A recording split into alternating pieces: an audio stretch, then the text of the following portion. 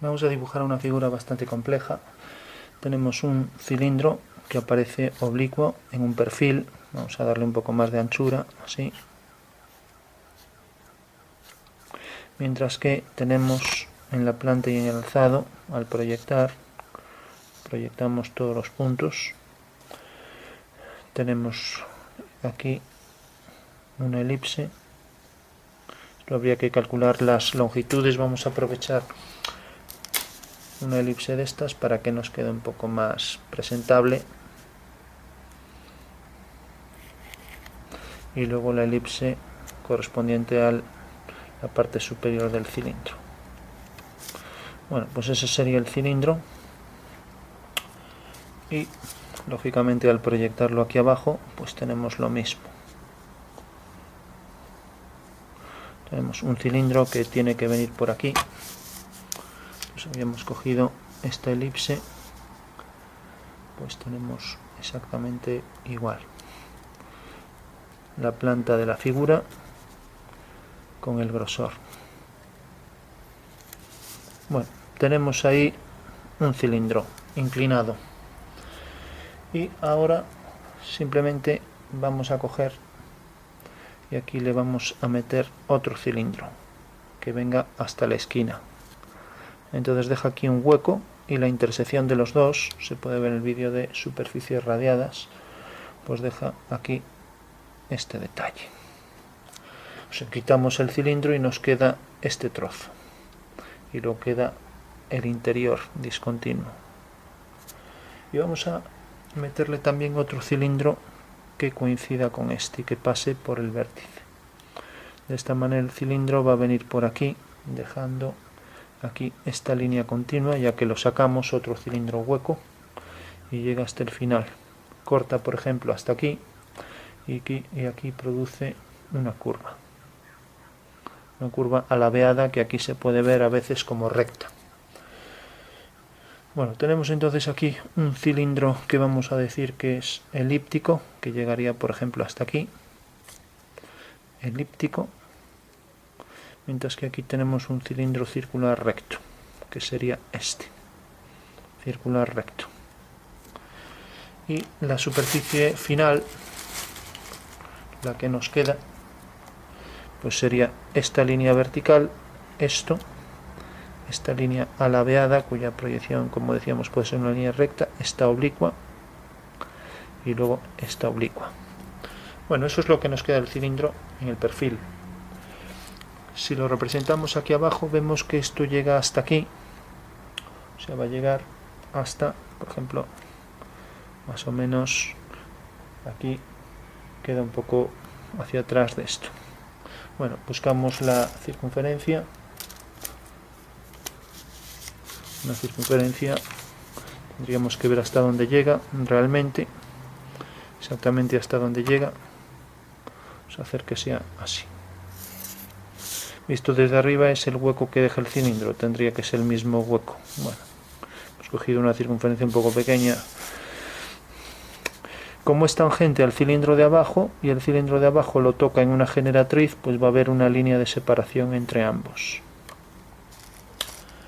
Y ahora tenemos la elipse que se ve, que es esta. Tenemos el contorno del cilindro y tenemos aquí lo que se deja ver del siguiente. Sería aquí la abertura que provoca el cilindro elíptico. Hay aquí una superficie discontinua y luego ya baja por detrás. Bueno, pues esa sería la superficie. Aquí todo continuo. Esa sería la planta de la figura. Por último, vemos que aquí la superficie llega hasta aquí, coincidente con el extremo este del cilindro. Y luego se mete. Vemos también que aquí el arco este lo marca perfectamente. Vamos a marcarlo. Y justo hasta los vértices de la elipse llega la figura. A partir de aquí, pues ya vemos aquí el hueco que deja el otro cilindro. Y hasta donde llegaría por detrás, tangente por ahí. Bueno, marcamos bien entonces el contorno de lo que sería la superficie cilíndrica y marcamos bien la línea que corresponde a la parte de abajo, o sea que corresponde en realidad al detalle ese. Vamos a marcarla por ejemplo por aquí. Bueno, esto llegaría por aquí debajo, lo que dejó ahí de hueco el cilindro, y nos quedaría la discontinua de la elipse esta de atrás. Bueno, hay que dibujar esa pieza en 3 dimensiones, es bastante complicada.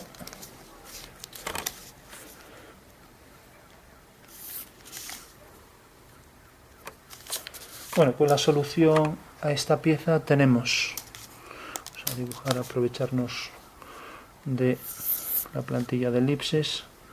Tenemos la superficie, como podemos ver es un cilindro girado, y el cilindro girado ha dejado ahí la ranura del cilindro que se ha metido dentro, dejando ahí el hueco. Entonces dibujamos la ranura, y ahora tenemos que simplemente se ha metido esto de forma oblicua aquí dentro, con lo cual aquí tendríamos que tener una circunferencia que, como vemos, es tangente aquí, dejando aquí el hueco de línea común entre los dos cilindros, que sería esto.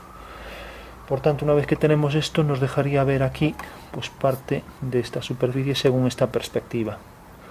Vamos a meterlo así, entonces esto quedaría discontinuo por detrás. Bueno, esa sería la superficie. Habría que marcar por detrás todo lo que queda, pero bueno, ya sería llenar mucha línea. Si yo, por ejemplo, giro esto, pues a lo mejor sería, o girarlo en otra dirección, sería mucho más intuitivo.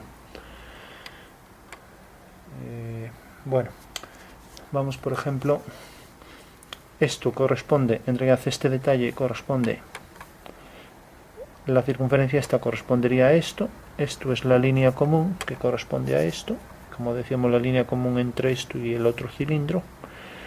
Luego tenemos las dos curvas que corresponden, esta curva que correspondería a esto, que es en realidad donde va, una vez que quitamos el cilindro pues queda esta superficie que sería esto, y luego el plano este que corresponde a esto. Luego el cilindro este decíamos que dejaba ese hueco, entonces queda ahí esa ranura que vemos aquí. Aquí dentro pues podría, según la perspectiva, dejarnos ver un detalle del plano que baja. Esa sería una forma de poder entender la pieza, ¿no? Si yo, por ejemplo, hiciera un pequeño giro de esto, pues tendría, vamos a hacerlo en otra dirección, manteniendo también la elipse así, con los ejes horizontales. Entonces, si hago la parte esta trasera, para que se entienda un poco mejor, pues tenemos que aquí la ranura, por ejemplo, quedaría por aquí. Es que fue la ranura que dejó aquí el cilindro, y lógicamente a partir de aquí es donde aparece el detalle de la superficie de atrás, todo por aquí. O sea, esta superficie que es en realidad lo que deja aquí el cilindro.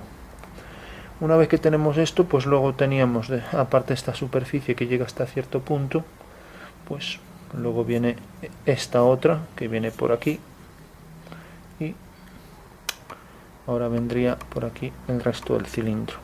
El cilindro se ha agujereado por aquí, generando aquí este entrante. Haría, por ejemplo, así. Aquí llegaría hasta ahí, y aquí sería la circunferencia y la línea de contacto de ambos cilindros. Esta desaparecería, con lo cual quedaría ya completa. Aquí en el interior pues sería eso discontinuo, y el contorno luego de la superficie cilíndrica pues vendría aquí, entre la circunferencia en el interior y la circunferencia en el exterior. Lógicamente pues eso tendría que aparecer por aquí el contorno, lo que no se ve, y aquí la línea tangente del cilindro. Bueno, esa sería una solución a la figura. una posible perspectiva para visualizarlo mejor. Y bueno, otra posible solución para poder entender un poco mejor la pieza es hacer un pequeño giro de esto. Yo tengo aquí esta superficie que en realidad corresponde a esto y sería pues algo así. Y luego la intersección con la otra superficie que viene por aquí dejará estas dos líneas junto con el hueco que veníamos haciendo siempre. Ahora es cuando aparece aquí el resto de la superficie. Aquí tendríamos la superficie cilíndrica y aquí tendríamos la superficie esta del cilindro, dejando aquí lo que decíamos, la separación entre la circunferencia, esta circunferencia de la base del cilindro con la generatriz común. Bueno, tenemos algo así y luego tendríamos aquí el hueco este hacia afuera un poco, junto con el contorno de la circunferencia. Bueno, pues esa sería una posible perspectiva, que se podrían calcular puntos. Hay que decir que discontinuo, pues tendríamos esto,